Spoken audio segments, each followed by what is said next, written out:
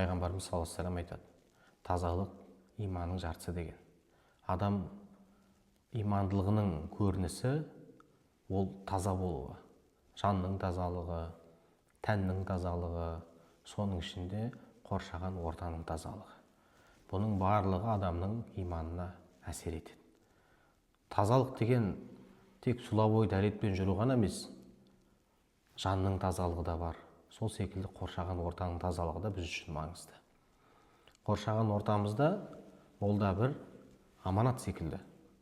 Оның тазалығы, ол жердің тәртібі, ол жерде қойылған нәрсенің барлығына біз аманат деп қараймыз.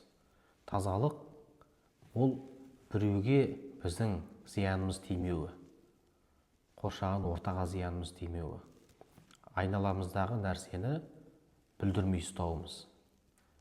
Біздер намазымызда қаза қылмай оқығанымыз секілді, бойымызда дәретпен жүргеніміз секілді, қоршаған ортаға да сондай пайдамыз тию керек. Қай жағынан? Тазалық жағынан.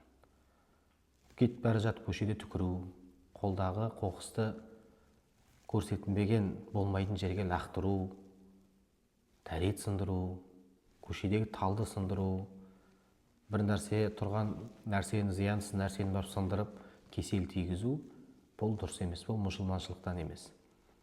Мұсылманшылық, пайғамбарымыз айтқандай, ол басқа бір мұсылманға қолымен де, сөзімен де, тілімен де зиян тигізбеген мұсылман деді. Бұл жерде байқасаңыздар, зиян тигізбеген мұсылман деді. Біздің зиянымыз ешқайда тимеу керек. Бауырымызға да, және сол қоршаған ортамызға да біз зиянымызды тигізбеуіміз керек. Тазалық сақтап, осы жердің тазалығы, қоршаған ортаның тазалығы дінімізде өте маңызды.